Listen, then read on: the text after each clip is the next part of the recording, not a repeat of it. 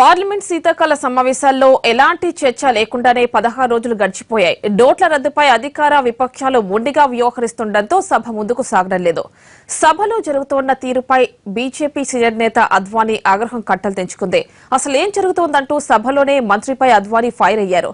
ఇప్పుడైనా సభ గాడిన పడుతుందా? ఈ రోజు నుంచైనా సజావుగా సాగుతుందా?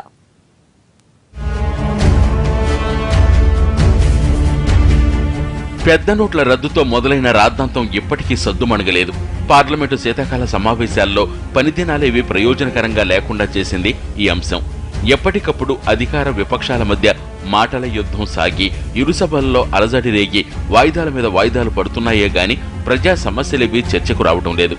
పోనీ నోట్ల వ్యవహారంపైన చర్చ జరిగిందా అంటే అది లేదు. కొన్ని రోజుల పాటు నోట్ల రద్దుపై చర్చించాలంటూ విపక్షాలు ఆందోళనకు దిగాయి.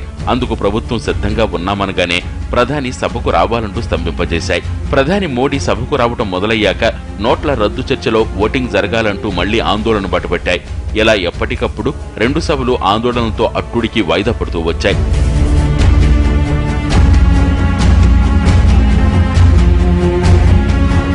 బుధవారం కూడా అదే సీన్ రిపీట్ అయింది.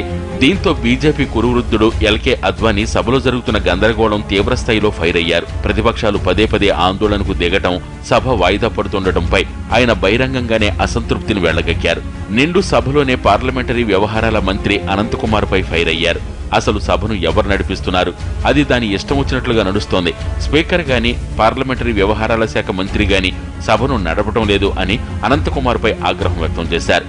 అద్వానీని శాంతింపజేసేందుకు అనంతకుమార్ ప్రయత్నించారు. స్పీకర్ పైన ఉండే ప్రెస్ గ్యాలరీ వైపు చూపిస్తూ ప్రజలు చూస్తున్నారు అన్న రీతిలో ఆయనకు నచ్చజెప్పే ప్రయత్నం చేశారు.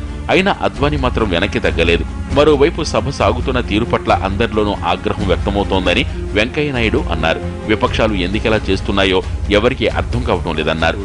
I hope that there will be some parivartan in their mind and they will cooperate in functioning of the house. See, earlier some people were talking about earlier incidents. Earlier, when there was a scam, there was a scandal, there was a CAG finding, there was a Supreme Court intervention, necessitated government to take some action. Government did not take any action. Now nothing has happened. Only a policy decision has been announced. You find policy decision is wrong, remonetization is wrong, fight against black money is wrong, you say it and highlight it in the house, or you say the system, the method is wrong, then you highlight it in the house, corner the government, give good suggestions. That is the only way. But you can't have a comparison of what is happening now. What is? విపక్షాల తీరుపైన ఆర్థిక మంత్రి Arun Jaitley serious అయ్యారు.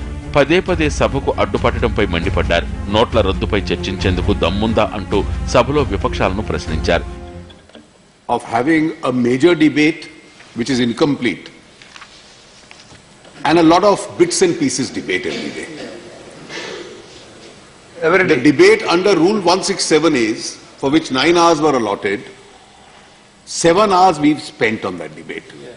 I have no objection if we spend a few more hours. We did not stick to the 9-hour rule. We can spend more time. It's obviously an important issue. It's an issue on which some questions have been raised. And therefore those questions have to be answered. But we must bear two facts in mind. ఈ పరిణామాలతో నోట్ల రద్దు అంశంపై విపక్షాలు ఎలాంటి stand తీసుకుంటాయన్నది ఆసక్తికరంగా మారింది.